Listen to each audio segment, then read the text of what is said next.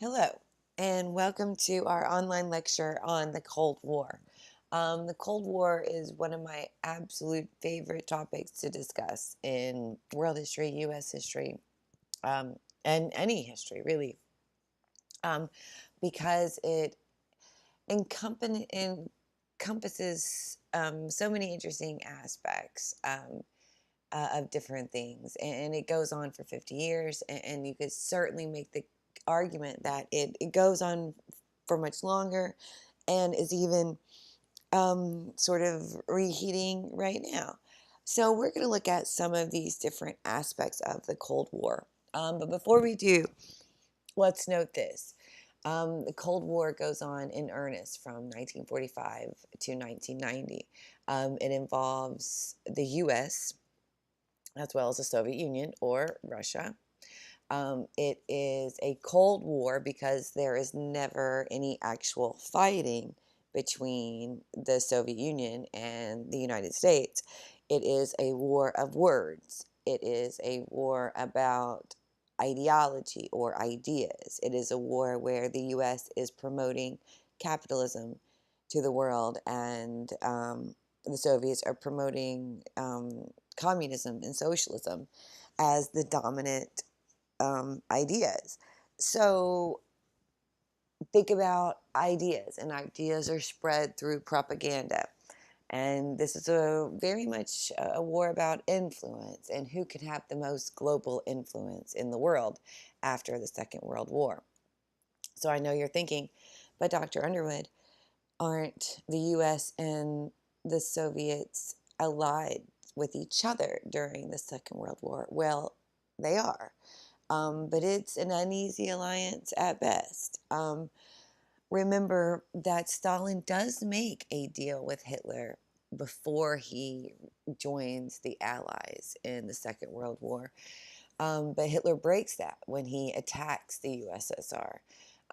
So when Stalin enters the war and joins the British, there is immediate resentment from the West. And when the U.S. enters the war and sides with the Allies as well, um, they won't have the best of relations. All right. Um, so these three leaders are considered the big three leaders of the Second World War. You have Churchill right here. He was the British Prime Minister, FDR, American President, and Stalin, the premier of the Soviet Union. Um, so before World War II ended, long before it ended actually, they were establishing how the world would sort of function after the war ended. And they agreed upon these points. They agreed that there should be a United Nations, a multi-government body representing all free nations of the world in order to prevent um, world wars from breaking out. They already knew before Germany surrendered that they would take Germany and divide it into four zones. The idea that Germany started the First World War, Germany started the Second World War, and they were going to make sure that it wouldn't start another. So to do that, they were going to split it into four specific zones, making it very hard for them to ignite another war. Um, they would allow for free elections in Eastern Europe, and Russia promised to join the war against Japan. So they had made those points, but there's really no agreement on the fate of Europe other than that. Um, they're not all in concert about what they're going to do in the post-World War world, post-war world. Sorry. All right. So the Cold War then is made up of characteristics. So it's a war about, it's a war about policy, about politics, about ideology. And the U.S. emerges from the Second World War as the dominant superpower. So does the Soviets. and they really want to spread their influence. And they have two different economic systems, two different types of government systems, and they're really trying to get the rest of the world to join their side, basically. Um, and they're going to, throughout this 50-year period, come very close to having wars with each other, come very close to having nuclear war with each other. But ultimately, that has been avoided. All right. So we can look at, again, a variety of different things about the Cold War. Domestically, however, the Cold War will have, let's go over here first. So in terms of foreign policy, the first war that is fought at during the Cold War is the Korean War. Remember that uh, China was an ally to the US in the Second World War, but it has a communist revolution of its own, distancing the US from its former Chinese ally. There is a communist revolution in Korea, and Korea in 1950 does a really good job of luring both China and the US into a war that neither country wanted to have. So Korea becomes a very interesting place. It was having a civil war, it was having a communist revolution. The US backed the South Korean democratic government against the North Korean communists. No one won. The Korean War ended with the creation of two separate countries, North Korea, which is communist today, and South Korea, which is democratic today. And the US Army has stayed right there along what is called the DMZ, the Demilitarized Zone, ever since 1952 or 54. So that's a really long time. And it continues to be one of the most unstable borders in the world. Um, the other very critical part of the Cold War is nuclear weapons and what's known as the arm race.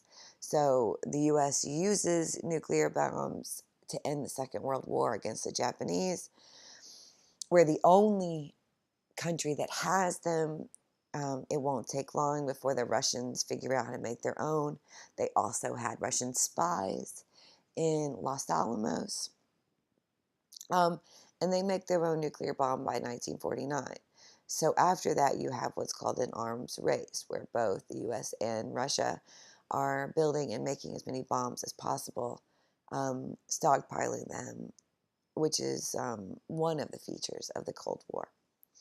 You also have something called the Truman Doctrine.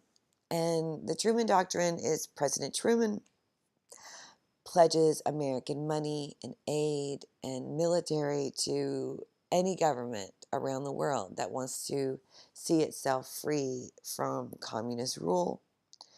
And we'll also have something called the Eisenhower Doctrine by 1957, which says the U.S. will aid Middle Eastern countries that are trying to remain free of communism. So again, the fear of communism is going to lure or bring the US into global wars all over the world, never directly with Russia, but with other places. Presidential doctrines are pledging our foreign policy that we are anti communists in all of these different regions of the world. All right. So, if the US is committed to using our resources and our power around the world to rid the world of communism, that's going to have an effect at home. And one of the things that happens is that people are accused of being communist. If they are not 100% American, there is fear that if you are not overtly patriotic or you question the system, that you are a Russian. So, in a similar fear that some may feel today of speaking out against the government, there was certainly that. Um, so, the Senate is going to investigate people that they feel are anti-American in something called the House Un-American Activities Committee. Movie stars are questioned for their political beliefs, civil rights workers, men and women who are accused of being gay, people who openly question or comment or offer criticism of the system were often accused of being a communist to discredit them. Americans working in the federal government were asked to take loyalty oaths to Truman. And this was um, a rather bold step for a country that is saying that it's a democracy and people have rights free from the government. Um, it looked very totalitarian to critics. Um, People were blacklisted from their jobs. If they were communists, they were fired. They couldn't get hired in other industries. So the accusation of being a communist had some fairly dire consequences. People believed that there might be a nuclear war. Again, the US and Russia come close to having a nuclear war, and Americans were buying bomb shelters and building them in their backyard. School kids were taught how to um, hide from and protect themselves from a nuclear blast. So there was a lot of emphasis on a potential war um, with Russia, with nuclear weapons, or with communists in other places throughout this time period. Okay, this is going to be the end of part one. I'll pick up right here with part two.